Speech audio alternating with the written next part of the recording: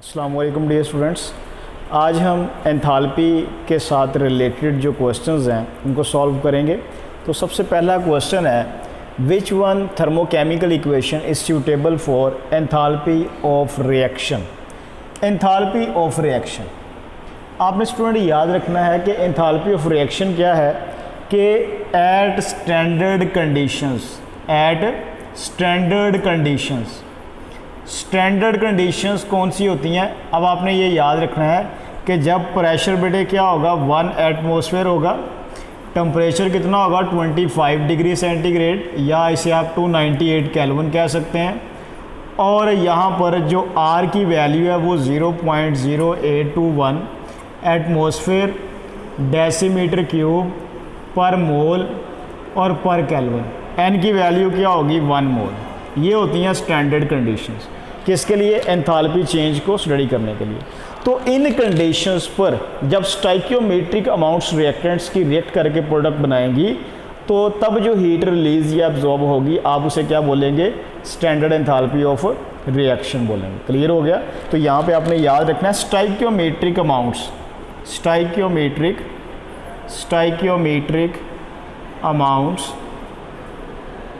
Of reactants की जब stoichiometric amount से रिएक्ट करेंगी और इनसे बनेगी प्रोडक्ट, तो तब जो हीट रिलीज या एब्जॉर्ब होगी आप उसे क्या बोलेंगे, एंथैल्पी ऑफ रिएक्शन बोलेंगे। तो यहाँ पे अगर देखें स्टूडेंट तो 2 मोल हाइड्रोजन 1 मोल ऑक्सीजन रिएक्ट करके 2 मोल वाटर बन रहा है, सही है। तो यहाँ पे ये वाली अमाउंट्स जो हैं ये स्टाइकियोमेट्रिक अमाउंट्स हैं, बैलेंस केमिकल इक्वेशन है, क्योंकि यहाँ पे क्या है 4 ग्राम हाइड्रोजन है, 32 ग्राम ऑक्सीजन है, 36 ग्राम वाटर बन रहा है, और इस दौरान जो हीट रिलीज हो रही है वो कितनी है 285.5 किलो जूल पर मोल, और ये इसका साइन क्या होगा, इसका साइन नेगेटिव होगा। क्लियर हो गया। यहाँ पर अगर आप देखें तो स्टैंडर्ड कंडीशंस पर क्या होगा, जब एलिमेंट्स कंबाइन हो और उनसे 1 मोल कंपाउंड बने तो तब जो हीट चेंज होगी आप उसके लिए वर्ड यूज़ करते हैं स्टैंडर्ड एंथैल्पी ऑफ फॉर्मेशन। तो इसका मतलब है जो फर्स्ट वाली इक्वेशन है ये किसकी है, ये स्टैंडर्ड एंथैल्पी ऑफ रिएक्शन की है, जबकि ये वाली इक्वेशन किसकी है, स्टैंडर्ड एंथैल्पी ऑफ फॉर्मेशन की है। और जब स्टैंडर्ड कंडीशंस पर 1 मोल गैसियस एटम बने अपने ही एलिमेंट से तब जो हीट अब्जॉर्ब होगी आप उसे क्या बोलते हैं, स्टैंडर्ड एंथैल्पी ऑफ एटोमाइजेशन। तो ये वाली इक्वेशन क्या है, स्टैंडर्ड एंथैल्पी ऑफ एटोमाइजेशन की है, जबकि यहाँ पे 1 मोल क्या है, सॉल्यूट डिज़ोल्व हो रहा है और आयोनाइज होके इतनी हीट रिलीज कर रहा है। तो ये वाली जो इक्वेशन है ये किसकी है, स्टैंडर्ड एंथैल्पी ऑफ सॉल्यूशन की है। तो स्टूडेंट आपको जो क्वेश्चन पूछा जा सकता है यहाँ से वो आपने याद रखना है कि जितनी भी एंथैल्पीज़ की टाइप्स हैं उनकी इक्वेशंस नंबर 1, नंबर 2 उनकी जो यहाँ पे एंथैल्पीज़ की वैल्यूज़ हैं, और इसके अलावा जो स्टैंडर्ड कंडीशंस हैं ये चीज़ें आपको याद होनी चाहिए। क्लियर हो गया। इक्वेशन देख के आपको पता चल जाए कि ये इक्वेशन फॉर्मेशन के लिए है, कंबस्शन के लिए है, न्यूट्रलाइजेशन के लिए है, सॉल्यूशन के लिए है, या एंथैल्पी ऑफ फॉर्मेशन या रिएक्शन के लिए है। क्लियर हो गया।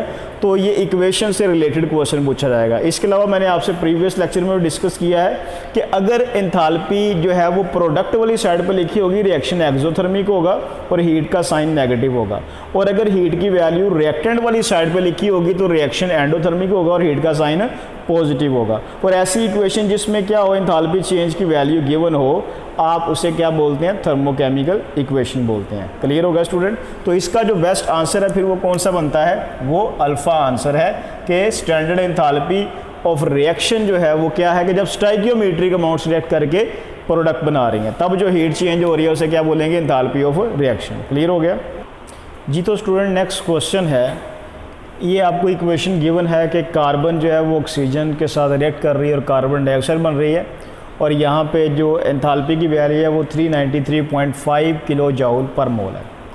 अब स्टूडेंट आपने याद रखना है कि यहाँ पे क्वेश्चन है विच one is not true about given thermochemical equation.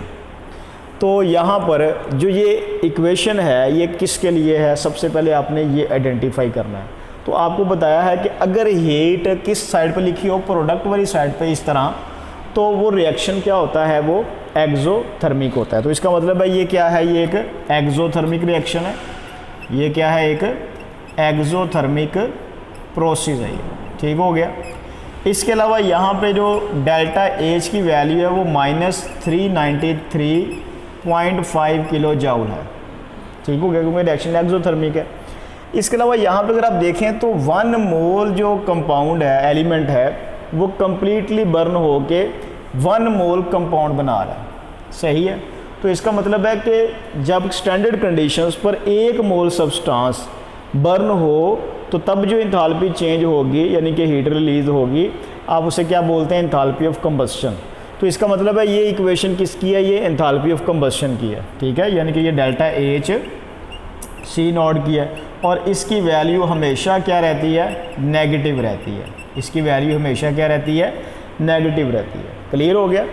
इसके अलावा यहाँ पे अगर आप गौर करें तो स्टूडेंट 1 मोल कंपाउंड बन रहा है अपने ही एलिमेंट से और वो स्टैंडर्ड स्टेट में है। तो इसका मतलब है आप इस इक्वेशन को एंथैल्पी ऑफ फॉर्मेशन के लिए भी कह सकते हैं कि यानी कि ये वाली इक्वेशन किसके लिए है, ये एंथैल्पी ऑफ फॉर्मेशन की भी है। और यहाँ पे एंथैल्पी ऑफ फॉर्मेशन की वैल्यू कितनी है, -393.5 किलो जाउल है। क्लियर हो गया। अब यहाँ पे अगर आप देखें तो 1 मोल कार्बन का मैस कितना होता है, 12 ग्राम। तो हाफ मोल का कितना होगा, हाफ मोल का 6 ग्राम। तो 6 ग्राम अगर 12 ग्राम से इतनी हीट रिलीज हो रही है तो फिर 6 ग्राम से कितनी होगी, 6 ग्राम से 196.5 यानी कि इसका हाफ होगी। तो इसका मतलब है यहाँ पे अल्फ़ा ऑप्शन भी करेक्ट है, बीटा ऑप्शन भी करेक्ट है, चार्ली भी करेक्ट है, लेकिन डेल्टा में देखें तो given thermochemical equation is for endothermic process. तो ये बेसिकली एक एक्सोथर्मिक प्रोसेस है, तो इसलिए ये वाली स्टेटमेंट जो है वो इस इक्वेशन के मुताबिक नहीं है। तो इसका बेस्ट आंसर क्या है, फिर डेल्टा है। क्लियर होगा student. Expression of first law of thermodynamics. तो according to first law of thermodynamics energy जो है ये ना तो क्रिएट हो सकती है, कैन नॉट बी क्रिएटेड, और इसी तरह नॉर बी डिस्ट्रॉयड। इसके अलावा क्या हो सकता है, it can change it's form. ये क्या कर सकती है, अपनी फॉर्म को चेंज करती है। फर्स्ट लॉ ऑफ थर्मोडायनेमिक्स है। तो स्टूडेंट आपने याद रखना है कि delta E is equal to Q plus W. इसी तरह बेटा delta E is equal to Q plus P delta V, और इसी तरह delta E is equal to Q V. इसी तरह delta H is equal to delta E plus P delta V. इसी तरह delta H is equal to delta E plus delta N R T, और इसी तरह student delta H is equal to Q P. ये सारे के सारे जो एक्सप्रेशंस आपके सामने लिखे हुए हैं ये फर्स्ट लॉ ऑफ थर्मोडायनेमिक्स के हैं, क्योंकि जो थर्मोकेमिस्ट्री है उसकी बेस ही क्या है, फर्स्ट लॉ ऑफ थर्मोडायनेमिक्स। तो आपने याद रखना है कि ये सारे के सारे एक्सप्रेशन जो आपकी बुक में गिवन है ये सारे किसके हैं, फर्स्ट लॉ ऑफ थर्मोडायनेमिक्स के हैं। तो यहाँ पे देखें बेटा, चेंज इन इंटरनल एनर्जी किसके इक्वल है, heat plus P delta we, work done के। इसी तरह यहाँ पे एंथैल्पी का एक्सप्रेशन भी ये ठीक लिखा हुआ है। इसी तरह ये वाला एक्सप्रेशन भी ठीक है, लेकिन ये वाला एक्सप्रेशन क्या है कि यहाँ पे क्या होना चाहिए था, क्यू वी होना चाहिए था। कॉन्स्टेंट वॉल्यूम के ऊपर जो हम सिस्टम को हीट देते हैं वो, या हीट वहाँ से रिलीज़ होती है, वो इंथैल्पी चेंज के जो है वो इक्वल हो, इंटरनल एनर्जी चेंज के इक्वल होती है। तो यहाँ पे फिर आंसर क्या होगा, ये डेल्टा जो है ये करेक्ट नहीं है। क्लियर होगा स्टूडेंट। तो ये सारे एक्सप्रेशन जो हैं, ये वाला इसी तरह ये सारे एक्सप्रेशन ये किसके हैं, ये फर्स्ट लॉ ऑफ थर्मोडायनेमिक्स के हैं। क्लियर होगा स्टूडेंट जी। तो student next question first law of thermodynamics से ही रिलेटेड है कि change in internal energy of A gas will be, कि एक गैस की इंटरनल एनर्जी का चेंज जो है वो इक्वल होगा if 20 kilo joule heat is provided to gas and 40 kilo joule work is done against piston by the gas. यानी कि यहाँ पे आपने स्टूडेंट याद रखना है कि अगर हीट एब्जॉर्ब हो रही हो सिस्टम में तो फिर हीट का साइन क्या होगा, पॉजिटिव होगा, ये पॉजिटिव हीट होगी। और अगर हीट क्या हो रही हो, रिलीज हो सिस्टम से, तो फिर हीट का साइन क्या होगा, नेगेटिव होगा। इसी तरह student work done by system हो, अगर सिस्टम वर्क कर रहा हो तो केमिस्ट्री में फिर वो क्या होगा, वो नेगेटिव वर्क होगा, या आप इसे लिख सकते हैं माइनस पी डेल्टा वी।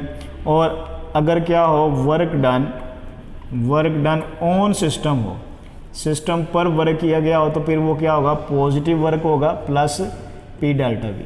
सही हो गया। तो यहाँ पे अगर आप देखें तो हीट जो है वो सिस्टम को दी जा रही है, तो इसका मतलब है यहाँ पे जो हीट है वो क्या होगी, वो पॉजिटिव होगी।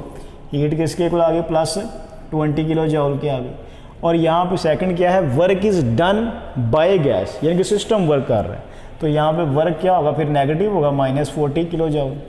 तो according to first law of thermodynamics delta E किसके इक्वल होता है, Q प्लस W के। अब यहाँ पे Q की वैल्यू स्टूडेंट क्या है 20 और W नेगेटिव में है तो -40 आ गया, तो ओवरऑल आंसर हमारा क्या आ जाएगा -20 आ जाएगा। तो यहाँ पे फिर आंसर क्या होगा, यहाँ पे आंसर अल्फ़ा होगा। क्लियर होगा स्टूडेंट।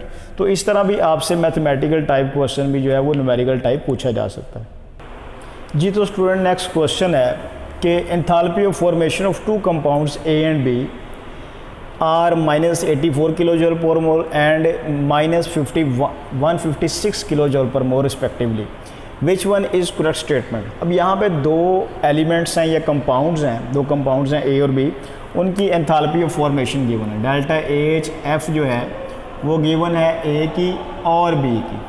A की कितनी है -84 है और B की कितनी है -156 है। तो ये स्टूडेंट आपने याद रखना है कि यहाँ पर जो डेल्टा AHF है इसकी वैल्यू जितनी ज़्यादा नेगेटिव होगी स्टेबिलिटी भी उतनी ही ज़्यादा होगी। ओके हो गया। किसी भी कंपाउंड की डेल्टा AHF की वैल्यू जितनी ज़्यादा नेगेटिव होगी स्टेबिलिटी भी उतनी ज़्यादा होगी। तो यहाँ पे देखें जो एंथैल्पी ऑफ फॉर्मेशन B है वो ज़्यादा है A से, इसलिए B क्या होगा, it will be more stable then A। तो यहाँ पे फिर आंसर क्या होगा कि A is less stable then B। तो बीटा जो है वो हमारा करेक्ट आंसर होगा।